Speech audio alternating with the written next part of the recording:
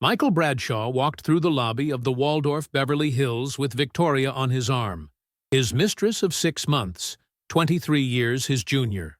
The Italian marble reflected their steps as they headed to reception for the weekend he'd planned for weeks. The presidential suite, Dom Perignon, red roses everywhere, everything perfect to impress her. But when the receptionist looked up and paled at seeing him, when she whispered urgently into the phone while watching him with terror, Michael felt the first chill of fear. And then he saw her. Helen, his wife, descended from the private elevator in a black Armani suit, holding legal documents and wearing a smile that promised revenge. "Welcome to my hotel, darling," she said, with a voice sweet as poison. "I'm the new owner as of this morning, and you're the first guest I need to evict." Manhattan sparkled under the May sun as Michael Bradshaw drove his Lamborghini through the streets of Midtown. 52 years of business success reflected in every detail of his life. The Patek Philippe on his wrist, the $10,000 custom suit, the scent of leather and power that followed him everywhere. The Bradshaw empire stretched across the nation. Construction, luxury real estate, a chain of 5-star hotels, $200 million of wealth built over 30 years of ruthless work, moral compromises, and, above all, thanks to the dowry and connections of his wife Helen Mitchell Bradshaw, the woman he'd married 25 years ago not for love, but for strategy. Only daughter of New York's most powerful real estate developer of the 90s, Helen had brought not just $50 million in liquidity, but, more importantly, a network of political and business contacts that had transformed Michael from a small contractor into a real estate magnate. But success had a price Michael had stopped considering. While his wealth grew, his marriage slowly died. Helen, a brilliant corporate lawyer, had sacrificed her career to support her husband's rise, raise their 2 children, now at Stanford and Yale, and maintain the perfect facade of the Power family. In recent years, their marriage had become a cold business partnership. They slept in separate bedrooms in their Upper East Side penthouse, spoke only about practical matters, appeared together only at social events, where their image as a power couple was still necessary. It was in this emotional void that Victoria Ross had entered 6 months earlier. 29 years old, MBA from Wharton, intern at one of the law firms working with Bradshaw companies. Blonde, ambitious, with that mix of innocence and ruthlessness that had made Michael lose his head. He'd noticed her during a meeting, the way she took notes with manic dedication, how she bit her lip when concentrated, the skirt that rode just above the knee when she sat. Michael, who thought himself immune to temptation after years of propositions from models and aspiring mistresses, found himself obsessed with this girl who was his daughter's age. The courtship had been discreet, but insistent. Business lunches that became increasingly long, private consultations that required her presence, gifts disguised as professional bonuses. Victoria had resisted for show for a few weeks, then yielded with an ease that should have made a less blinded man suspicious. Their relationship had exploded in a whirlwind of passion Michael hadn't felt in decades. Discreet hotels on Long Island, business weekends in Boston, increasingly expensive gifts, a Hermes bag worth $30,000, a Cartier bracelet, even a small apartment in Tribeca, where they could meet without risk. Michael felt rejuvenated, reborn. Victoria made him feel powerful, desired, alive. Not like Helen, who looked at him with that silent disappointment, who knew all his flaws, who had seen his transformation from ambitious idealist to ruthless shark. That May morning, as he parked in the underground garage of the Waldorf Beverly Hills, Michael checked for the 100th time that everything was perfect. The presidential suite, booked under a false name. Champagne in the room, red roses everywhere. The final gift, a $100,000 diamond necklace that would seal the weekend. Victoria was waiting at the corner, hidden behind huge sunglasses, and a silk scarf. When she got in the car, her perfume, Chanel No. 5, filled the cabin, making Michael's head spin. The Waldorf was Los Angeles's most exclusive hotel, where a minimum night started at $3,000. The presidential suite, on the 20th floor, cost $20,000 for the weekend, an extravagance Michael allowed himself to impress Victoria, to bind her even more to him with the luxury he'd accustomed her to. As they crossed the lobby, Michael noticed strange details. The staff, usually discreet but smiling, seemed nervous. The receptionist, a girl who'd known him for years, he'd brought important clients there, looked at him with an expression that seemed like terror mixed with pity. But Michael was too focused on Victoria, on the way her hand squeezed his, on the weekend of passion that awaited them, to pay attention to the signals. He didn't see the hotel manager hastily retreating to his office. He didn't notice the head of security talking frantically on the phone while looking at them. They approached reception. The receptionist, voice trembling, said there was a problem with the reservation. Michael, irritated, began to protest. He'd booked personally. How dare they? It was then he heard the familiar clicking of Louboutin heels on marble, a sound he knew well, that he'd heard for 25 years. He turned slowly, blood freezing in his veins. Helen descended from the private elevator, the one reserved for ownership. She wore a black Armani suit Michael had never seen, held a folder of legal documents in her hand, and on her face was a smile that promised nothing good. Time seemed to stop in the Waldorf's lobby. Michael remained petrified, Victoria's hand stiffening in his. Helen advanced with the lethal grace of a panther, her heels resounding like drumbeats of an announced execution. Those present in the hall, businessmen, wealthy tourists, hotel staff, sensed the electric tension and stopped to watch, like involuntary spectators of a drama about to explode. Helen stopped 10 feet from them, studying them with that analytical gaze she'd perfected in years of courtrooms.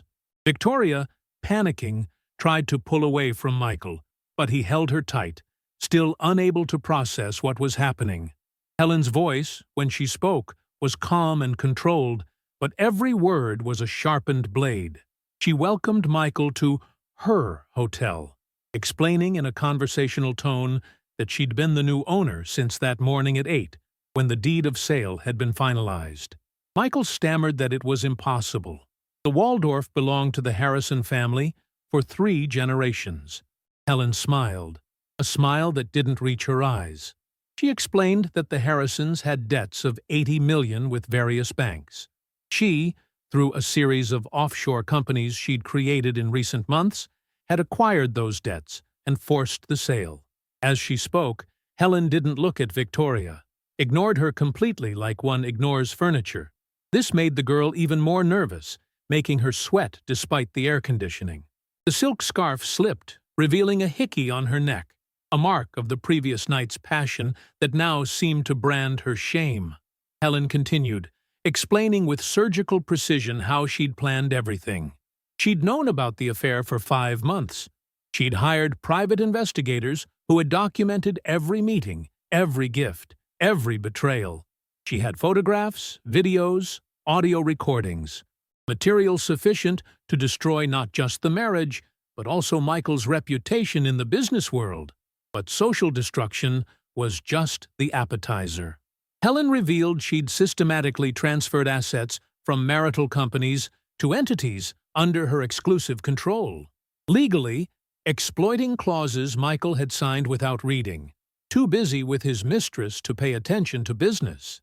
The Upper East Side penthouse, titled to a Cayman Islands company controlled by Helen. The $50 million stock portfolio, gradually transferred to a Bahamas trust. The joint accounts, emptied that very morning. 5 minutes after finalizing the hotel purchase, Michael felt the floor disappearing beneath his feet. He tried to protest, to threaten legal action. Helen laughed, a crystalline laugh that echoed in the lobby. She reminded him she was a lawyer, knew every legal loophole, and above all, had proof of the adultery that in a New York divorce would guarantee her everything. It was then that Helen finally looked at Victoria. The girl was visibly trembling, makeup starting to run from sweat. Helen pulled a photograph from the folder and showed it to the girl. It was Victoria with another man, in intimate poses, dated 2 weeks earlier. The man in the photo, Helen explained with a didactic tone, was Anthony Russo, a professional gigolo she'd hired. Victoria wasn't a naive intern in love. She was a gold digger who'd targeted Michael but didn't disdain other adventures when he was busy with family. Michael's collapse was total. He turned to Victoria looking for denial, but the girl had already let go of his hand and was backing toward the exit. She didn't deny, didn't justify herself.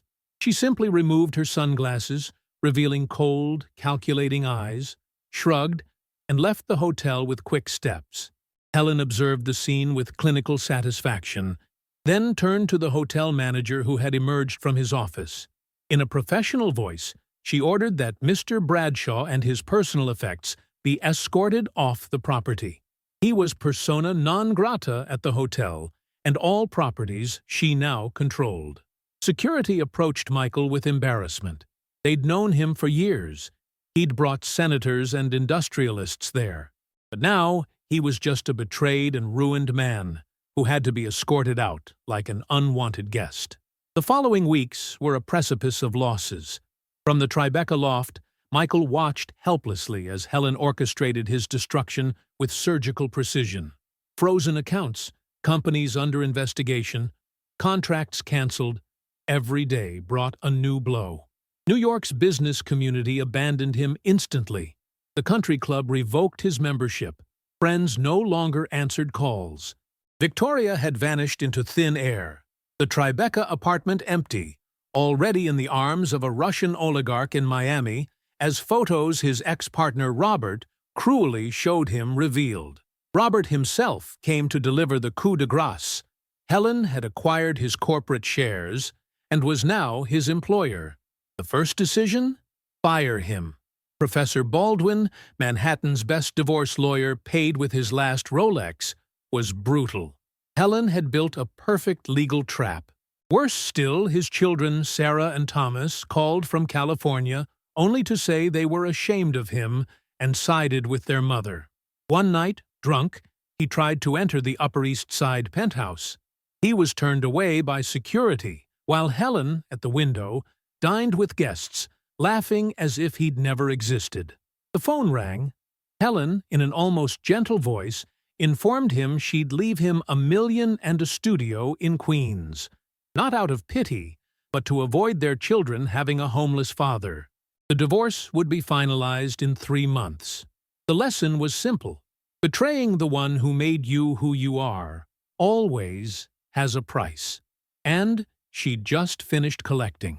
6 months later, Michael lived in the Queen's studio Helen had granted him. The $1 million was already halved between lawyers, debts. Enjoying the story? Give it a little like, and don't forget to subscribe. Now then, let's carry on. And the inability to adapt to a modest life. The Lamborghini sold, the Patek Philippe pawned, total social isolation. He'd become a pariah in the world he'd frequented. One morning at Costco, he met George Fisher, an old college buddy now a philosophy professor at Columbia. Over coffee in an anonymous Starbucks, George asked the question that pierced him. Had he ever truly loved Helen, or had he always seen her only as a means to success? Michael couldn't answer. Looking back at the last 25 years, he realized he'd always treated Helen as an asset, not a person. He'd married her for money and contacts, betrayed her with ambition before Victoria, taken her for granted, like furniture. George suggested seeing the fall as opportunity, discovering who Michael Bradshaw was without money, power, trophy women. In the following months, Michael found work consulting for small construction firms, earning in a month what he used to spend on dinner. But there was satisfaction in honest earnings. He started cooking, reading Stoic philosophy, slowly rebuilding not the empire, but himself. One evening, Thomas, his son, called from California. His voice was less hostile. He'd fought with his girlfriend, and perhaps better understood what it meant to lose someone taken for granted. He learned that Helen had transformed the Waldorf into the jewel of LA hospitality, celebrated by the press as an example of female entrepreneurship success. She seemed rejuvenated, happy as Michael had never seen her during marriage. Part of him still felt anger, but another, deeper part felt almost admiration. Helen had been the family's true strategist, and he'd been too blinded by ego to notice. One February evening, almost a year after the disaster, Los Angeles was hit by unusual rain. Michael sought shelter under a downtown building awning and saw her. Helen leaving a small bistro they used to frequent when dating, 30 years earlier. They remained motionless in the rain. Helen wore a simple beige raincoat instead of her power suits, looked younger, more like the girl he'd met at Harvard. They hadn't seen each other since the divorce, 6 months earlier. Helen suggested coffee at a nearby diner where no one would recognize them. Sitting with lukewarm cappuccinos, they really looked at each other for the first time in years. Helen confessed the revenge hadn't brought the satisfaction she'd expected. She had the empire, success, but victory was bitter. The children saw her as vindictive. Friends feared her. Michael admitted he'd never really seen her, had used her as a tool for success. Victoria had been just a symptom of his inability to truly love. For the first time in 25 years, they talked honestly about lost dreams. He'd wanted to build affordable housing. She'd wanted to defend the underdog in court. Money had corrupted them both. Helen revealed she'd never stopped loving the idealistic boy from college. The revenge wasn't just for Victoria, but for all the years of betrayal with ambition. They stayed until closing, talking about books, trips never taken, broken promises of love. They parted with an awkward hug, promising to stay in touch, not as ex-enemies, but perhaps as two people learning to forgive. Walking home, Michael received a message from Helen. "The biggest regret isn't that you betrayed me with Victoria. It's that we both betrayed ourselves with people we weren't really." That night, for the first time in a year, Michael slept without nightmares. 2 years after the Bradshaw Empire's collapse, Los Angeles prepared for Christmas. Sunset Boulevard's lights gleamed in the cold evening as Michael walked toward the Waldorf. Not as a guest, he was still persona non grata, but as an invitee to a charity event Helen was organizing for the city's homeless. The invitation had arrived a month earlier, formal but with a personal note from Helen. "I thought this project might interest you. It's something the Michael I knew at Harvard would have appreciated." In recent months, after a chance meeting in the rain downtown where they'd talked honestly for the first time in years, they'd started seeing each other occasionally. Coffee in anonymous places, walks in Griffith Park, conversations that slowly healed years-old wounds. They weren't getting back together, too much water under the bridge, but they were building something new, a friendship based on truth instead of illusion. Michael had changed profoundly. His consulting work had evolved into a small social housing design company. He earned a tenth of before, but there was satisfaction in building homes for those who needed them, instead of mansions for billionaires. He'd reconnected with his children, slowly, patiently. Sarah had visited from California, and they'd spent a weekend cooking together and talking without masks.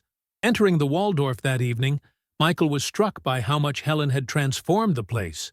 It was no longer just a cold luxury hotel, but a space breathing culture and humanity. Art exhibitions by young artists in the halls, free concerts in the main salon, and now this charity event. Helen greeted him at the entrance. She wore an emerald green dress that made her look radiant. Not the artificial beauty of when they tried to impress the world, but a mature, serene beauty. She introduced him to guests, not as her disgraced ex-husband, but as Michael Bradshaw, doing extraordinary work in social housing. During the evening, Michael was surprised to see familiar faces greeting him without hostility. The LA world had a short memory, and his fall was now old news. Some even seemed to admire his rebirth. the courage to start from scratch. The climax came when Helen took the stage to present the project. A wing of the Waldorf would be converted to temporary housing for families in need, managed by a non-profit foundation. And she wanted Michael to direct the architectural project. Michael was caught off guard. He looked at Helen on stage, then the applauding audience, then Helen again. In her eyes, he saw something he hadn't seen in 30 years. Genuine respect. Not for his bank account or status, but for the man he was becoming. He accepted with a nod. And as he climbed the stage to thank her, he saw two familiar figures in the audience. Sarah and Thomas, his children, had come from California as a surprise.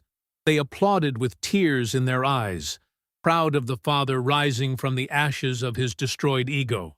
After the event, the family, still broken but healing, dined together at a small Italian restaurant near the beach.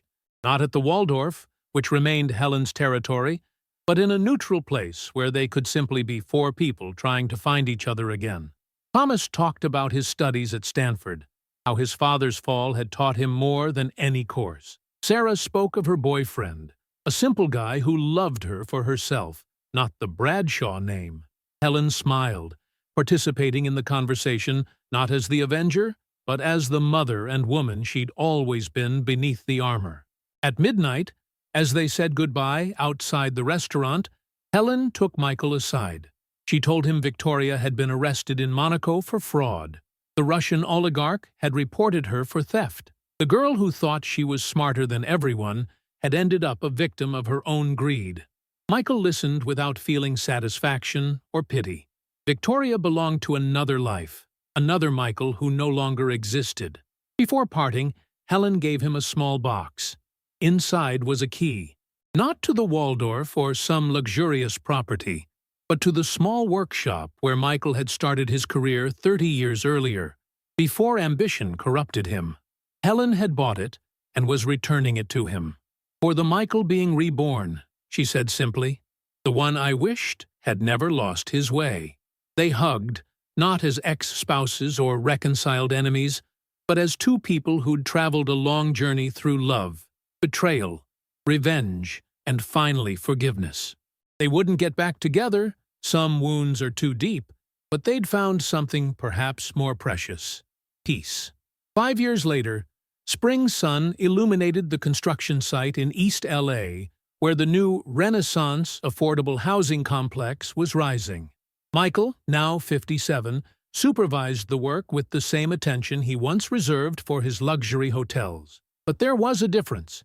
Every apartment he built would be a real home for a real family, not an investment or status symbol. His social housing company was small but respected. He collaborated with the city, charities, the same foundation Helen had created at the Waldorf. The workshop she'd returned to him had become headquarters of an enterprise that invoiced little but built much in social value. At the inauguration of the first completed building, there was a crowd: future tenants, city representatives, journalists, and, to his surprise, Helen. She'd come not as the Waldorf's owner, but as president of the foundation that had co-financed the project. After the ceremony, while families explored their new homes with joy, Michael and Helen found themselves alone on the building's roof, watching LA stretch out under the sunset. Helen revealed she was selling the Waldorf. An international fund had offered an astronomical sum. She wanted to use the money to expand the foundation, build more social housing, perhaps collaborate more closely with Michael. Not as a couple, they both quickly clarified, but as partners in a project bigger than them. Sarah and Thomas arrived with their families. Sarah had married her boyfriend and had a 2-year-old daughter, Sophie. Thomas had returned to California to work at a sustainable tech startup. Little Sophie ran to her grandfather, calling Grandpa Mike, with the pure joy only children have. Michael lifted her, and holding her looked at his reunited family. Not perfect, not like before, but real. Helen took a photo with her phone, capturing the moment. Michael holding his granddaughter, Sarah and Thomas laughing, the construction site in the background. LA golden in the sunset. It was a different picture from those that once filled glossy magazines. Simpler, truer. It was a photo of people who'd gone through the hell of betrayal, revenge, and downfall, emerging not intact, but wiser. As they descended from the building, Helen stopped and said something that sealed years of journey. "You know, Michael, in the end, you gave me the greatest gift. You betrayed me so blatantly, I had to destroy you. And by destroying you, I freed you to become the man you should always have been. And in the process, I freed myself too." Michael nodded, understanding. The betrayal at the Waldorf, which seemed like the end of everything, had actually been a beginning. Painful, devastating, but necessary. They'd had to lose everything to find themselves. As the sun set over Los Angeles, painting gold the new homes they'd built for those in need, Michael understood that true wealth wasn't in the millions lost, but in this second chance. Building something that would survive, not as a monument to ego, but as testimony that even from the most complete ruins, something beautiful can be born. The Waldorf would soon pass to new owners. The 200 million of the Bradshaw empire, a distant memory. But here, in this East LA construction site, among modest but dignified homes, Michael had found what no bank account could buy: peace, purpose, and the ability to look his granddaughter in the eye without shame. The story of the millionaire who'd taken his mistress to the luxury hotel had become legend in LA society, told with increasingly fantastical variations. But the true story, that of two people who'd destroyed each other only to be reborn, was known only to a few. And as the family dispersed into the LA evening, each to their own life, Michael looked one last time at the building he'd built. It wasn't the Waldorf. It wasn't a monument to luxury. It was simply home for 20 families who now had a safe roof. It was less than what he'd lost. It was more than he'd ever truly owned. It was enough. Like if you believe sometimes losing everything is the only way to find yourself. Comment your opinion. Was Helen right to take revenge like this?